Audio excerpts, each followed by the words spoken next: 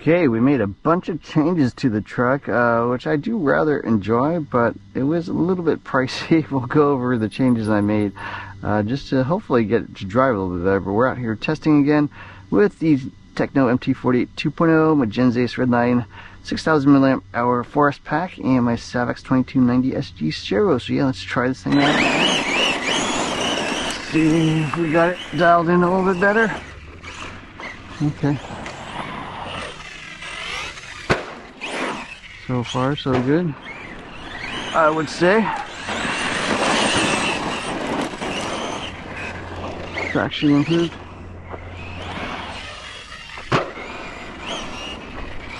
Trying not to kick up too much dust. A lot of people are just trying to enjoy their morning walk.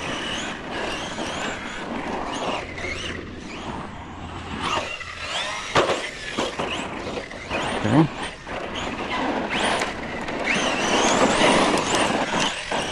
Much better, even in these dusty conditions. Able to get the traction down, have it driving straight, which is always important. I'm happy to see that.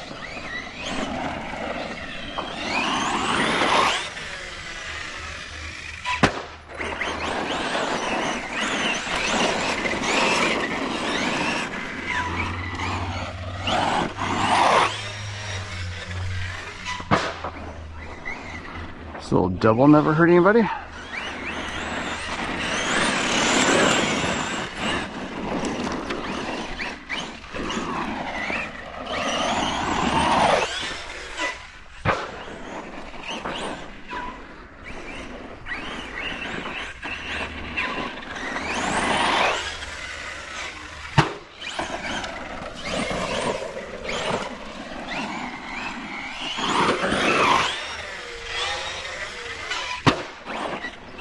Pretty dang high.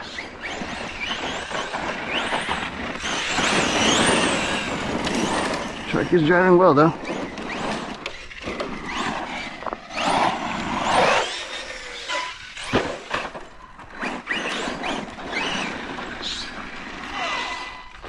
Check it over with those huge jumps. Chassis still looks straight.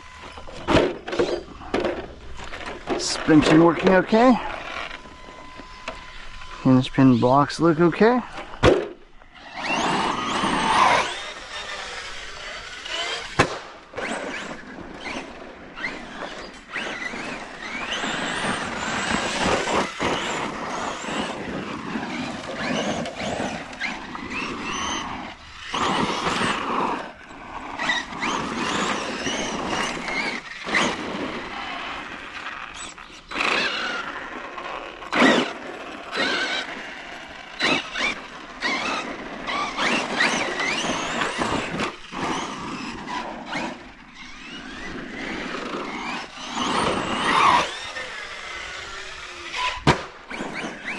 No gyros here.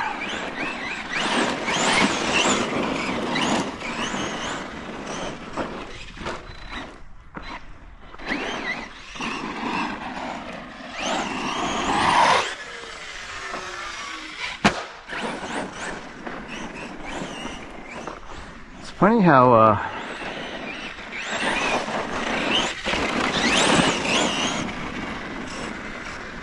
anyone that does smaller jumps than you thinks you're crazy, and then anyone who does bigger jumps than you think is crazy. So it's like driving down the freeway, right? Anyone drives faster than you, a maniac. Whoops. And anyone drives slower than you is a grandma.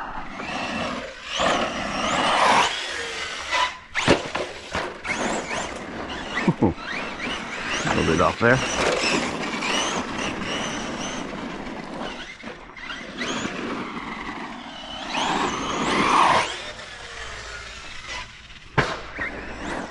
Hang time.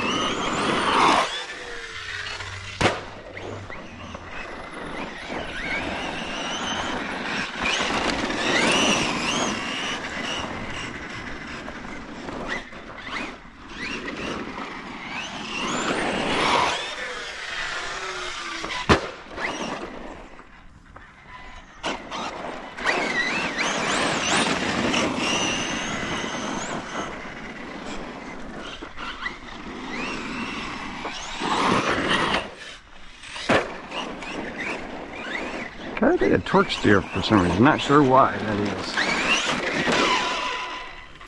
Seems a little odd.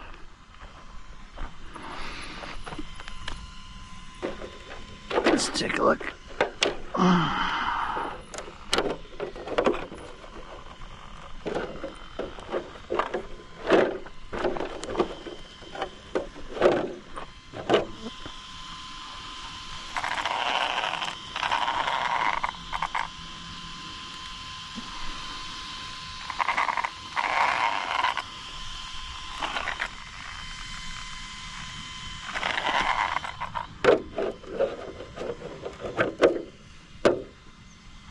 Looks okay.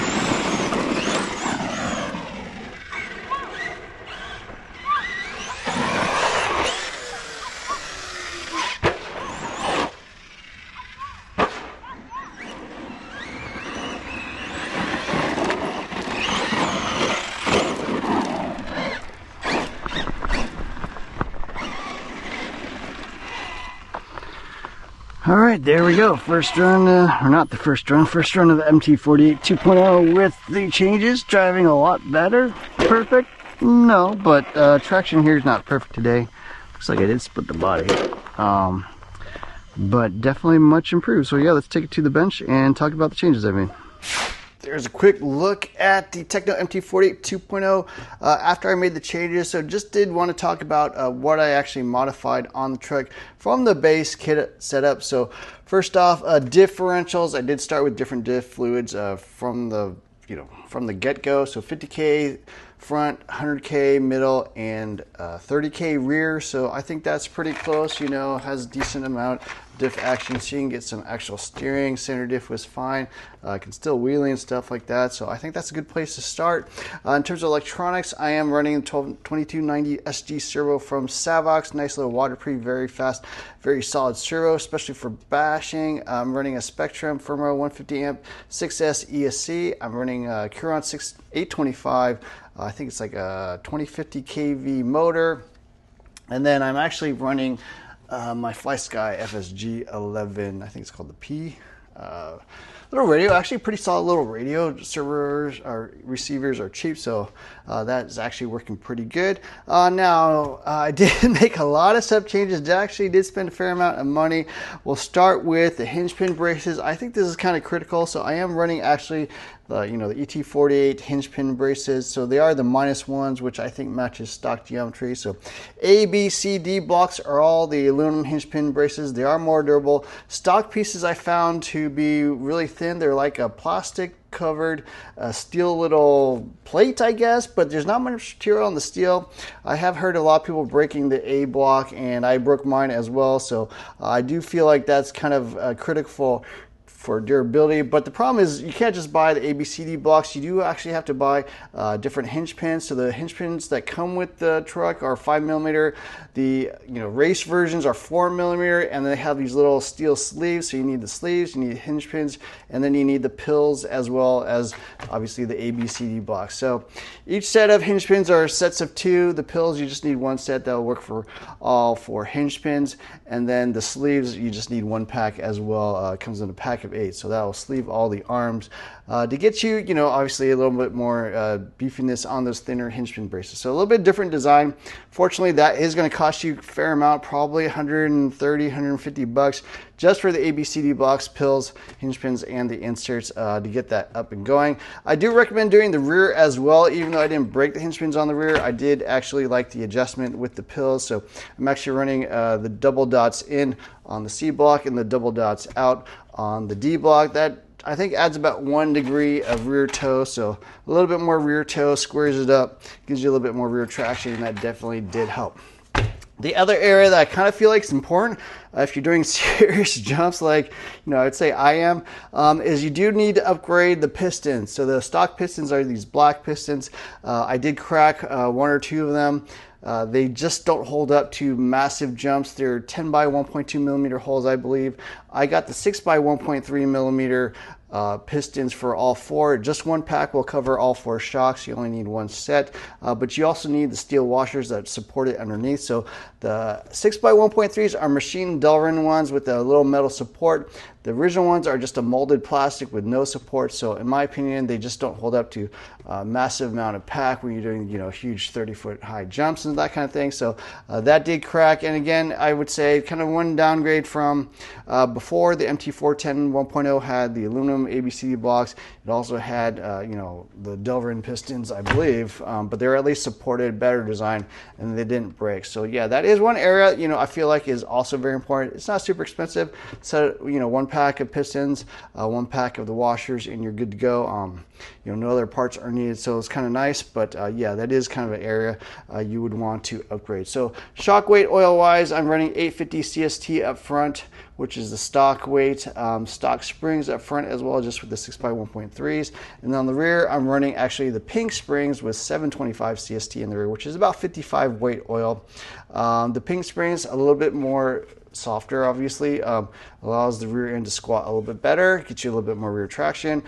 Shock oil wise, that also matches a little bit better. I think 850 up front is a little bit stiffer than the stock pistons, you know, with the stock oils. So the bigger holes, they're probably pack about the same, but they are slower, probably a little overall. So if you want to match the stock damping a little bit closer, probably like 800 or, you know, high 750, something like that will get you closer. So I'm running 725 rear, 850 front, but I might go down a little bit lower in the front, just feel a little bit stiff. Other changes I made was to go to 2 millimeter less rear wheelbase. So popping off the rear, I'll kind of show you how that looks. There are little spacers here on the back, so you can adjust the rear hub wheelbase. So I'm running just 1 millimeter in the front and then 2 millimeter spacers in the rear. I think stock is like 2 front, 3 in the back, something like that, but just a little bit lower wheelbase allows it to wheelie a little bit more, a little bit more weight transfer on the rear, gets you a little bit more rear traction, and then doing flips in the air, a lot easier to do spins if you like doing stunts. I could easily double backflip this thing, probably could even triple backflip it. I didn't get one down, but yeah, the shorter wheelbase makes it just a little bit more nimble, a little bit more playful, a little bit more, spins a little bit better in the air, and also gets a little more rear traction, a little more squat, and a little bit more weight transfer to the back. So that definitely helps. Also made some changes to the rear camber link. So I'm actually running it on the upper hole here in the back. So stock, I think, is middle or lower. I can't remember. I think there's 3 holes. So I think stock is middle. Went up to the top, just allows a little bit more roll in the rear. Other changes I made are to the shock position. So in the front, I'm actually running the inner holes. Gets you a little bit more droop. This truck is super flat, very little roll out of the box. That just gives you a little bit more droop. It allows it to transition a little bit better. On the back, I'm also running on the inner hole. There are 3 holes. I think stock is middle hole. Again, more droop. There's just not enough roll on this truck in general, so kind of those last few changes with the softer springs, with the different camber length locations, definitely rolls a little better, gets you a little bit more rear traction. Allows it to be a little bit more balanced, in my opinion, as well, front to back, with how much it rolls. So that seems to work pretty well.